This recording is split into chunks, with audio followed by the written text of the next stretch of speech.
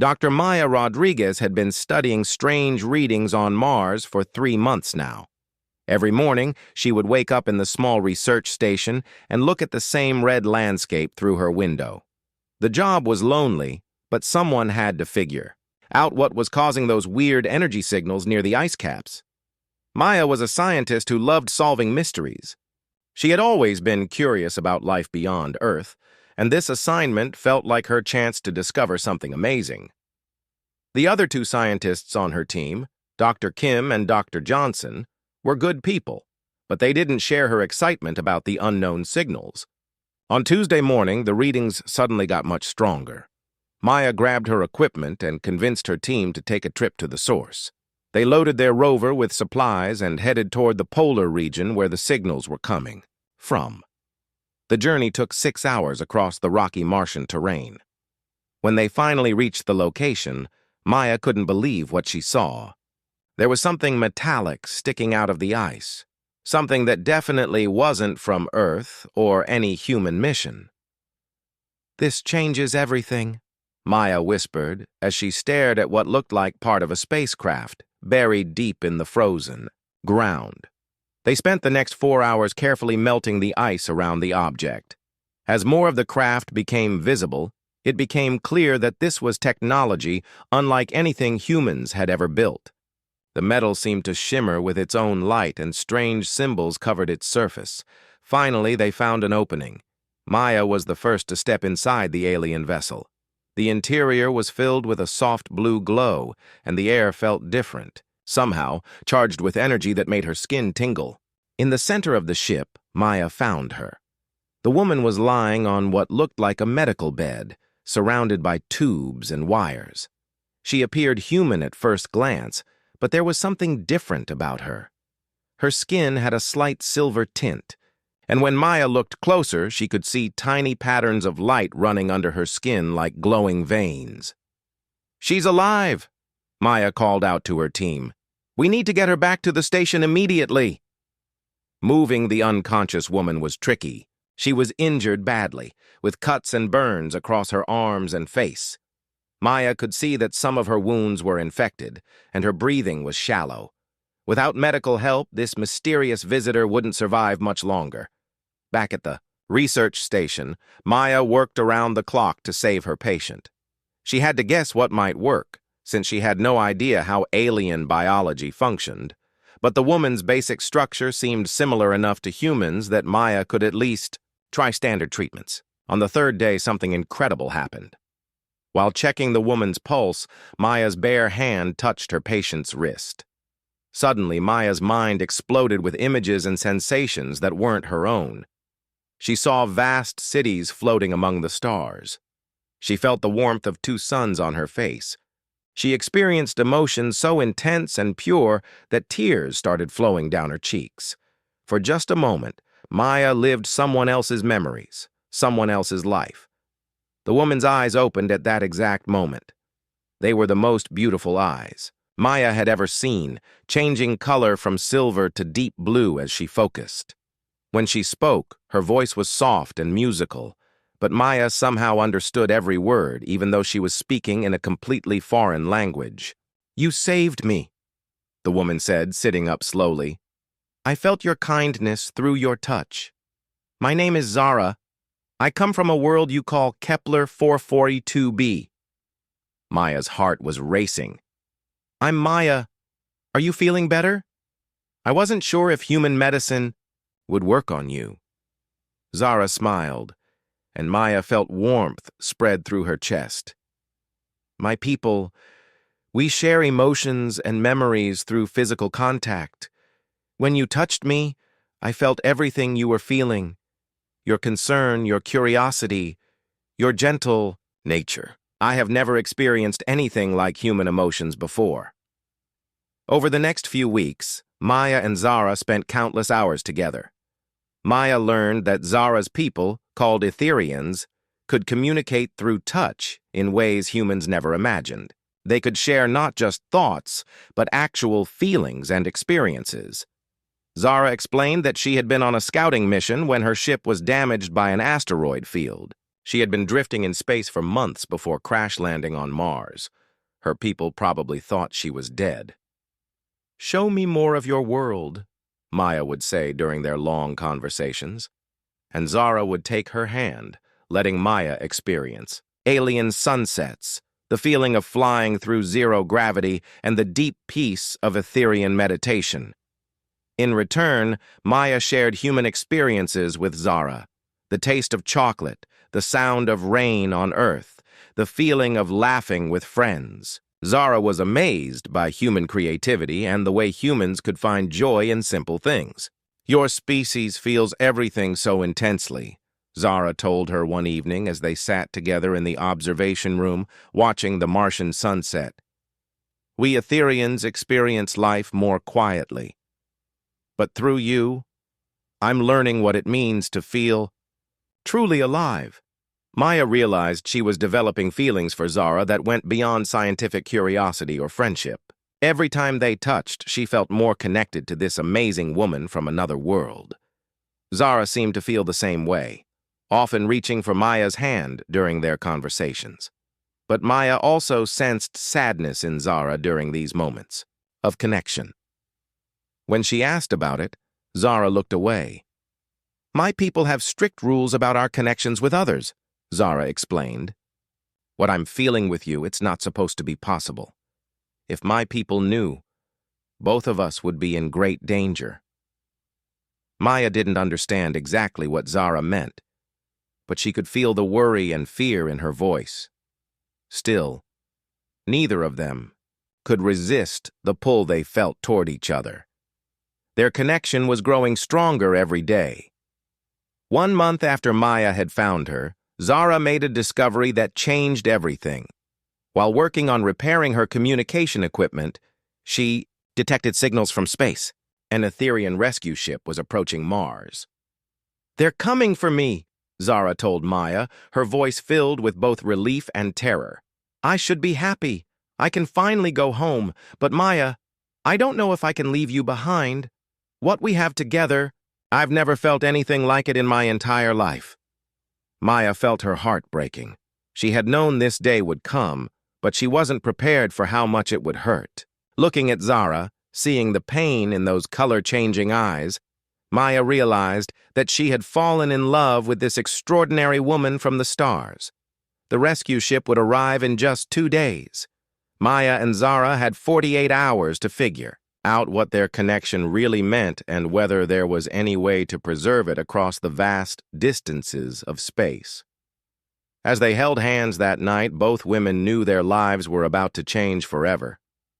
Neither could have guessed just how much their brief time together would impact not just their own futures, but the destiny of both their worlds. The Etherian rescue ship appeared in the Martian sky like a silver star that grew bigger and brighter with each passing hour. Maya stood at the observation window, watching it approach, while Zara sat quietly beside her. Neither of them had slept much in the past 2 days. "I can feel them," Zara whispered, placing her hand over her heart. "My people are angry and worried. They've been searching for me for months." Maya squeezed Zara's hand gently. "What will happen when they get here?" "I don't know," Zara admitted. "But I'm scared, Maya. What we have together, what I feel when I touch you, it's not normal for my people. They might think something is wrong with me." The ship landed just outside the research station with barely a sound. Within minutes, 3 figures in flowing silver suits approached the main entrance. Maya could see them through the security cameras, and even though they looked similar to Zara, something about them felt cold and distant. The leader of the group was tall and moved with authority. When he removed his helmet, Maya saw that his eyes were completely silver, unlike Zara's eyes that changed colors. His face showed no emotion at all. "That's Commander Thane," Zara explained, nervously. "He's my superior officer, and according to our customs, he's supposed to be my life partner when we return home." Maya felt a sharp pain in her chest. "Life partner?" "It's complicated," Zara said quickly. Our people don't choose partners the way humans do. The connections are arranged based on compatible energy patterns. Thane and I were matched when we were children. The Etherians entered the station without asking permission. Commander Thane walked straight to where Zara was sitting and stopped just a few feet away from her. He stared at her for a long moment, his silver eyes scanning her from head to toe. "Zara 7, he said in a voice that sounded like ice. "You have been missing for 127 Earth days. We feared you were dead." "My ship was damaged," Zara replied, standing up slowly. "Dr. Maya Rodriguez saved my life and cared for me while I recovered." Thane's eyes moved to Maya, and she felt uncomfortable under his gaze. It was like he was looking right through her, studying something she couldn't see. "There is something different about your energy field," Thane told Zara. "It has been contaminated by foreign influences. This is concerning." Maya didn't like the way he said contaminated, like her presence had somehow made Zara dirty or broken. She stepped forward, trying to stay calm. "Zara was badly injured when we found her," Maya said. "I only provided medical care. She saved herself through her own strength." Thane looked at Maya like she was an insect. "Humans do not understand the delicate nature of Etherian biology. Your primitive medical treatments may have caused permanent damage to her neural pathways." "That's not true," Zara said firmly. "Maya helped me heal. She treated me with kindness and respect." "Kindness is irrelevant," Thane replied. "What matters is that you return to our world immediately for proper examination and treatment. If you have been compromised, steps must be taken to correct the damage." Maya felt anger rising in her chest. "Damaged? There's nothing wrong with Zara. She's the most incredible person I've ever met." Thane's expression didn't change, but Maya sensed danger in the way he looked at her. "You will not interfere with Etherian affairs, human. Zara 7 belongs to our people, not to you." That night, after the other Etherians had set up their own temporary shelter outside the station, Zara came to Maya's room. Her eyes were filled with tears that sparkled like liquid silver. "They want to take me away tomorrow," Zara said, sitting on Maya's bed. "But before I go, I need to tell you something important. What Thane said about contamination, he's not entirely wrong. My people have very strict rules about who we can connect with and how deeply." Maya sat beside her. "What kind of rules?" "We can only form deep connections with other Etherians who have compatible energy patterns," Zara explained. "Connecting with other species is forbidden because it can change us in ways that our society can't accept. If they discover how deeply I've connected with you, they might decide to erase those memories from my mind." Maya's blood went cold. "They can do that?" "It's called neural cleansing," Zara said quietly.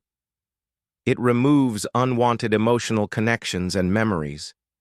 If they think I've been too influenced by human emotions, they might decide it's necessary to make me normal again." "But that would mean forgetting me completely," Maya whispered. Zara nodded, tears flowing down her cheeks. "And I would rather die than forget what we have together."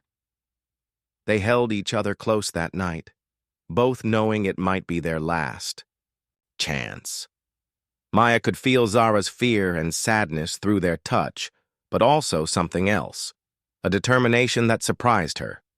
"I have an idea," Zara said suddenly. "It's dangerous, but it might work. If we can create a connection deep enough, strong enough, maybe some part of it will survive even if they try to erase it." "How?" "We share everything," Zara said. "Every memory, every feeling, every thought that matters to us. We create a bond so powerful that it becomes part of who we are, not just something they can remove." Maya didn't hesitate. "Do it." They spent hours in deep connection, sharing their most precious memories. Maya showed Zara her childhood on Earth, her dreams of exploring space, her loneliness before they met. Zara shared her life among the stars, her curiosity about other worlds, and her growing love for Maya. By the time the sun rose over Mars, both women were exhausted, but felt permanently changed. Maya could sense Zara's presence in her mind like a warm light that would never go out. Zara smiled through her tears, touching Maya's face gently. "No matter what happens, no matter what they do to me, I will remember this feeling," Zara promised. "I will remember you." Commander Thane arrived at the station early that morning with orders for immediate departure. As Zara gathered her few belongings, Maya worked quickly at her computer, deleting any detailed records of their time together and replacing them with basic medical reports. "This will help protect both of us," Maya explained to Zara. "If they investigate, they'll only find evidence of routine medical treatment." At the landing platform, Zara turned back one last time. Maya wanted to run to her, to hold her, to beg her not to leave, but she knew that would only make things worse for Zara. Instead, Maya simply raised her hand in goodbye. Zara did the same, and for just a moment, Maya felt that familiar warmth of their connection reaching across the distance between them. "I love you," Maya mouthed silently. "I love you too," Zara mouthed back. Then the ship's door closed, and within minutes, the silver vessel was rising into the red Martian sky. Maya stood there watching until it disappeared completely, leaving her alone with the vast emptiness of space. But deep in her heart, Maya could still feel that warm light that Zara had left behind. Their connection was real, and no amount of distance could completely destroy it. Somehow, someway, Maya knew their story wasn't over. 3 years had passed since Maya watched Zara's ship disappear into the Martian sky. She was back on Earth now, working in a prestigious research lab in California. Everyone said she was lucky to have such an important job studying alien life forms, but Maya felt empty inside. Every morning, Maya would wake up hoping the strange dreams would stop, but they never did. In her sleep, she would see glimpses of silver cities floating in space, feel the warmth of 2 suns on her skin, and hear a musical voice calling her name. The dreams felt so real that sometimes Maya would wake up crying. Her colleagues at the lab thought she was brilliant. Maya had become famous for her theories about communication between different species. She gave lectures at universities and wrote papers that other scientists praised, but none of them knew the real reason behind her expertise. "Dr. Rodriguez, you seem to understand alien psychology better than anyone," her boss, Dr. Chen, told her one day. "It's like you've actually experienced it yourself." Maya just smiled and nodded. If only he knew the truth. The hardest part wasn't the dreams or the loneliness. It was the way her body seemed to remember Zara's touch. Sometimes Maya would be working late in the lab and suddenly she would feel a tingling sensation on her skin, as if invisible hands were reaching out to her across the vastness of space. Maya tried dating other people, but nothing worked. Every time someone held her hand or tried to get close to her, Maya felt wrong somehow. It was like trying to fit the wrong key into a lock. Her heart belonged to someone who was light years away. Meanwhile, on the distant planet Kepler 442b, Zara was struggling with her own problems. The neural cleansing procedure that Commander Thane had ordered hadn't worked the way it was supposed to. Instead of erasing her memories of Maya completely, it had left her with fragments that haunted her every day. Zara would be walking through the crystal gardens of her home city when suddenly she would smell something that reminded her of Earth's atmosphere. Or she would touch another Etherean's hand during a formal greeting and feel disappointed because their energy felt cold compared to the warmth she dimly remembered from a human touch. The worst part was trying to complete her life bonding ceremony with Commander Thane. According to Etherean custom, they were supposed to join their energy fields permanently, creating the kind of deep connection that would last their entire lives. But every time they tried, Zara's body would reject the bond. "There is still contamination in your system," Thane told her after their 5th failed attempt. The human contact has damaged your ability to connect properly with your own people. Zara wanted to argue, but she couldn't explain what she was feeling without admitting that the neural cleansing had failed. Deep down, she knew that her connection to Maya was still alive, still calling to her across the stars. Both women began conducting secret research into their condition. Maya spent her nights in the lab, studying the energy readings she had secretly recorded during Zara's stay on Mars. She discovered that their physical contact had created changes in her brain chemistry that were still present 3 years later. "This is impossible," Maya whispered to herself as she looked at the test results. "It's like my nervous system has been permanently altered." Zara, meanwhile, was accessing forbidden sections of the Etherian archives. She learned that her people's ancestors had once formed connections with other species, but these relationships had been banned hundreds of years ago after they caused social chaos. One night, while reading an ancient text about interspecies bonding, Zara found something that made her heart race. The document described exactly what she was experiencing: the fragments of memory, the inability to bond with her own people, the constant sense of something missing. "Cross-species neural imprinting," she read aloud.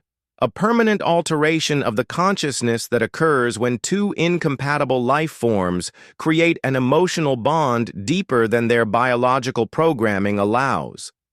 The text went on to explain that such bonds were not just emotional connections, but actual changes to the brain that could never be completely reversed. More importantly, the document suggested that both individuals would continue to suffer until they were reunited.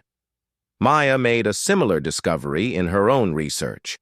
While studying the neural patterns of people who had experienced trauma, she found references to something called quantum entanglement of consciousness, a theoretical condition where two minds became so connected that they continued to influence each other regardless of physical distance. "It's not just missing her," Maya realized one evening as she stared at her research notes. "My brain is literally incomplete without her." Both women began having the same recurring dream. They would find themselves standing in a field of stars, reaching toward each other across an impossible distance. Every time their fingertips almost touched, they would wake up with tears on their faces and an overwhelming sense of loss. The dreams became more frequent and more vivid. Maya started having them during the day, brief moments where she would feel Zara's presence so strongly that she would look around the lab expecting to see her standing there. Zara experienced something similar during her meditation sessions. She would close her eyes and suddenly feel surrounded by the warmth and energy that she remembered from Maya's touch. Sometimes she could almost hear Maya's voice calling her name. One day, Maya was giving a lecture about the possibility of telepathic communication between species when something incredible happened. While discussing theoretical connections that could span interstellar distances, she felt a sudden surge of energy that nearly knocked her off her feet. For just a moment, she could swear she felt Zara's hand in hers. At that exact same moment, halfway across the galaxy, Zara was sitting in her assigned workspace when she felt Maya's presence so strongly that she gasped out loud. Her supervisor, who was reviewing her work, looked up in concern. "Are you unwell?" "Zara 7?" he asked. "I'm fine," Zara replied, but her hands were shaking. She had felt Maya's confusion and excitement, as if they were sharing the same thoughts across the vast emptiness of space. That night, both women came to the same conclusion. Their connection hadn't been weakened by time and distance. It had been growing stronger. They needed each other not just emotionally, but physically and mentally. They were two halves of something that had never been meant to be separated. Maya stared out her apartment window at the stars, knowing that somewhere out there Zara was looking up at the same constellations and feeling the same desperate longing. "I have to find a way back to you," Maya whispered to the night sky. At the same moment, on a world orbiting a distant star, Zara was making the same promise. "I'm coming, Maya," she said softly. "No matter what it costs, I'm coming home to you." The universe suddenly felt smaller to both of them because they finally understood that their love was stronger than the laws of physics, stronger than the rules of their societies, and stronger than the vast distances that separated their worlds. Their real journey was just beginning.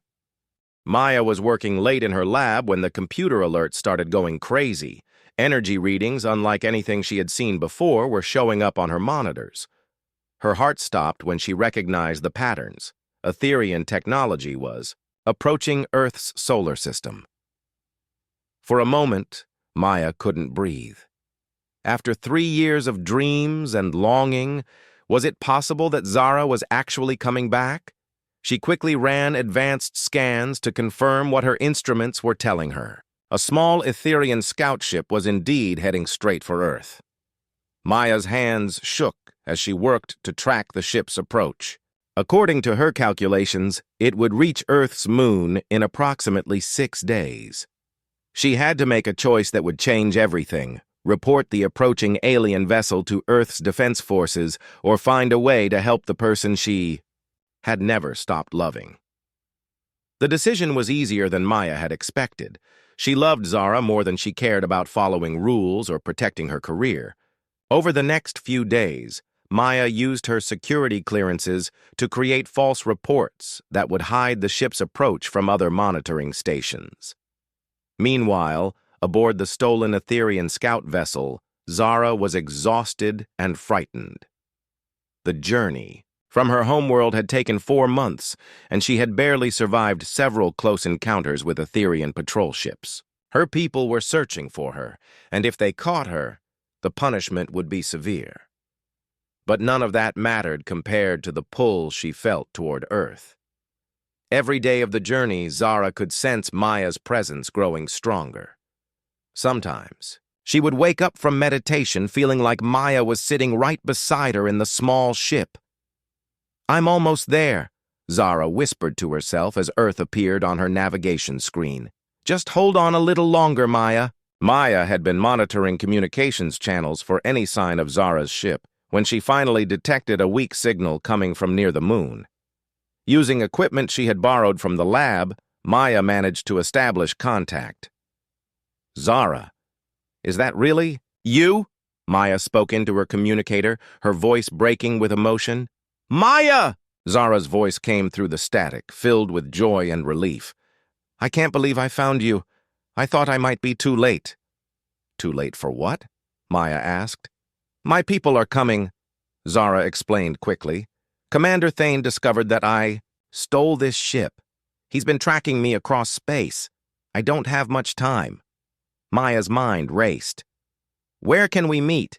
It has to be somewhere safe, somewhere they won't find us right away." "Luna City," Zara suggested. "The mining colony on the moon. There are enough people there that we can blend in, and the energy from the mining operations might hide my ship's signature." Maya immediately began making arrangements. She requested emergency leave from her job, claiming a family crisis. Then, she booked passage on the next transport to Luna City, humanity's largest settlement on the moon. The journey to Luna City took 18 hours, the longest 18 hours of Maya's life. She kept checking her communicator for messages from Zara, terrified that something would go wrong before they could see each other again. When Maya finally arrived at Luna City's main docking bay, she was amazed by how much the colony had grown. Thousands of people now lived and worked in the vast underground complex, mining rare minerals and conducting research in the low-gravity environment. Zara had managed to land her ship in an abandoned section of the mining complex. When Maya found her way to the meeting point they had agreed on, her heart nearly stopped. There was Zara, looking exactly as beautiful as Maya remembered, but with worry lines around her eyes that hadn't been there 3 years ago. They ran toward each other without hesitation. When Zara took Maya's hands, the connection between them was so powerful that both women gasped. It was like coming alive after being half dead for 3 years. "I thought I was going crazy," Maya said, tears streaming down her face. "I could feel you calling to me across space, but I didn't know if it was real." It was real, Zara assured her, holding Maya close. Our connection has been growing stronger every day. I couldn't stay away any longer. They found a small apartment in Luna City's residential section where they could hide while figuring out their next move. For 2 wonderful days, Maya and Zara were together again, sharing their experiences from the past 3 years and marveling at how their bond had survived the separation. But their happiness was short-lived. On the 3rd day, Zara's stolen ship was detected by Luna City's security systems. Before Maya could help her move it to a safer location, 3 Etherian vessels appeared in the moon's orbit. "He found us," Zara said, her face pale with fear as she watched the ships on Maya's tablet. "Thane is here." Within hours, Commander Thane and his security team had tracked them to their hiding place. Maya was in the apartment's small kitchen when she heard Zara cry out in alarm. She rushed to the main room to find 3 Etherians in silver suits standing near the door. Commander Thane looked older than Maya remembered, and his silver eyes were filled with cold anger. "Zara 7, you have committed serious crimes against our people. Theft of military property, desertion from your assigned duties, and unauthorized contact with inferior species." "Maya isn't inferior," Zara said fiercely, moving to stand protectively in front of her. "She's the most incredible person I've ever known." Thane's expression didn't change. "Your judgment has been compromised by prolonged exposure to human emotional patterns. You are no longer thinking clearly." Maya stepped forward, her fear replaced by anger. "Zara makes her own choices. You can't force her to come with you." "Actually, we can," Thane replied. "Zara 7 is property of the Etherian Republic. She will return with us for proper treatment and reassignment." That's when Zara did something that surprised everyone. She grabbed Maya's hand, and suddenly, their combined energy created a wave of emotion so powerful that all 3 Etherian soldiers staggered backward. "Feel what I feel," Zara said to Thane. "Experience what it's like to love someone completely, to find the other half of your soul. This is what you're trying to destroy." For just a moment, Commander Thane's emotionless mask slipped. Maya saw confusion and something that might have been pain flash across his face. But then, his training took over, and he sig. Maya and Zara ran through Luna City's corridors for what felt like hours. Their lungs burned in the thin atmosphere, but they didn't dare stop. Behind them, they could hear Commander Thane's team searching every level of the mining complex. "This way," Maya gasped, pulling Zara toward a maintenance tunnel she remembered from the colony maps. "There's a cargo bay on the lower level where freight ships dock." They squeezed through the narrow tunnel and emerged in a busy loading area. Dozens of workers were moving supplies and equipment, preparing ships for departure to various destinations across the solar system. Maya spotted exactly what they needed: a transport vessel getting ready to leave for the outer colonies. "Where is that ship going?" Zara asked as they approached the cargo bay. Maya checked the departure board quickly. "New Haven. It's a frontier world where people go to start over. No questions asked, no background checks required." They managed to sneak aboard the transport just as it was departing. For the next 3 weeks of travel, Maya and Zara hid in the cargo hold, sharing emergency rations and wondering what kind of life they might find on this distant world. New Haven turned out to be everything Maya had hoped for and more. The planet was beautiful, with purple skies and silver oceans that reminded Zara of her homeworld. More importantly, it was a place where anyone could build a new life without worrying about their past. The colony was full of interesting people from dozens of different worlds. There were human farmers who had left Earth to escape overcrowding, alien traders who preferred the freedom of frontier life, and even a few other mixed couples like Maya and Zara who had found each other across species boundaries. "We're not the only ones," Zara said in amazement as they walked through the colony's main settlement. "Look around, Maya. There are others like us." Maya saw what Zara meant. At the marketplace, she noticed a human woman holding hands with someone who had blue skin and gills. Near the community center, a tall alien with crystal-like features was playing with children who were clearly part human and part something else entirely. Maya and Zara found work easily. Maya's scientific knowledge was valuable for helping the colony develop better farming techniques, while Zara's understanding of advanced technology helped improve their communication systems. More importantly, no one cared about their relationship or asked difficult questions about their backgrounds. For 6 months, they lived peacefully in a small house on the edge of the settlement. Maya had never been happier. She could touch Zara whenever she wanted, share her thoughts and feelings without fear, and wake up every morning knowing that the person she loved was right beside her. But their peaceful life couldn't last forever. One day, while Maya was working in the research lab they had built together, Zara burst through the door with terror in her eyes. "They found us," Zara said. "Both of them, human and Etherian ships, just appeared in orbit." Maya felt her heart sink. Through the lab's window, she could see the ships hovering in New Haven's purple sky like dark clouds promising a storm. "How many?" "Too many to fight," Zara replied. "But Maya, there's something else. I've been sensing other people like us all over the colony. People who formed connections across species boundaries.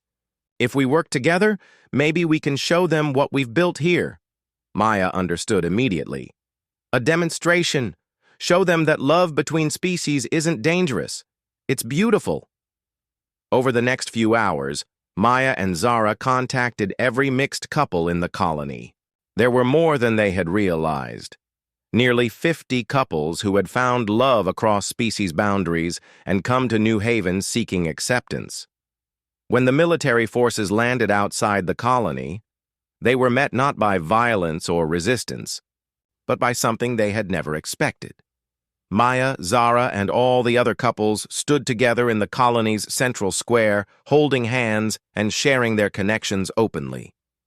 Commander Thane led the Etherian force, while a stern-looking human general commanded the Earth troops. Both had come expecting to arrest criminals and shut down what their governments considered a dangerous experiment. "Zara 7, Thane called out.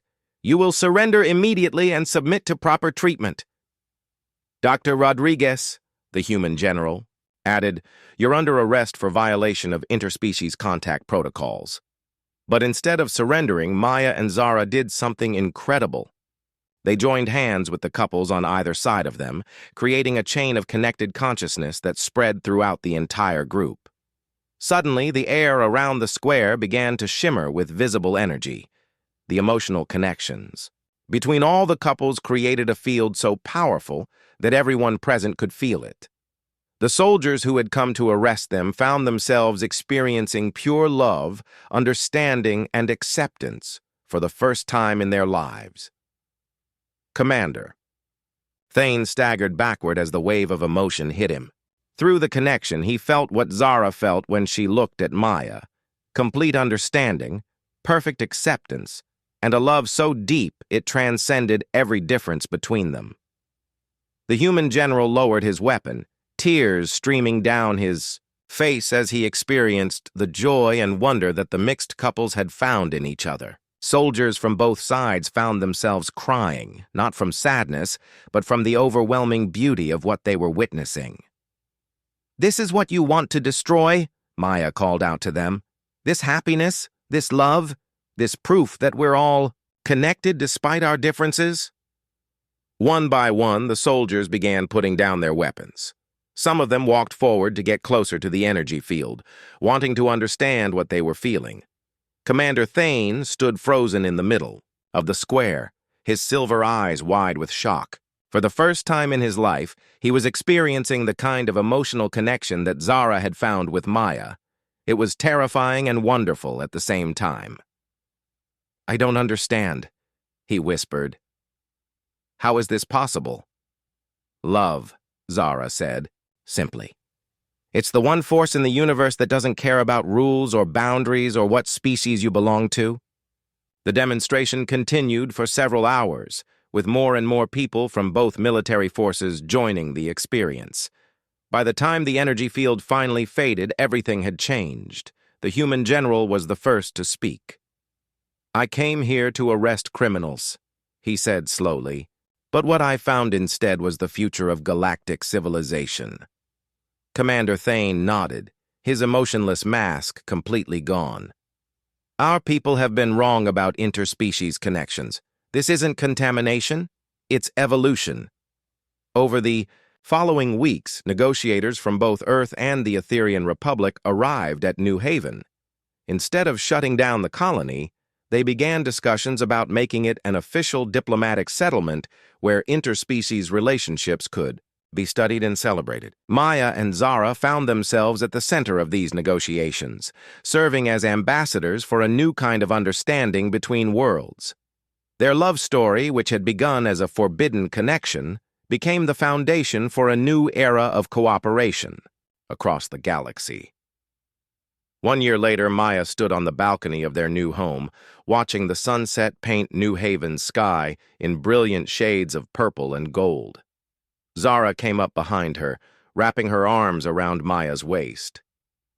"Do you ever regret it?" Zara asked softly. "Giving up your old life for this?" Maya leaned back against Zara's warmth, feeling their connection flow between them like electricity. "Never," she said. "You're my home, no matter what world we're on."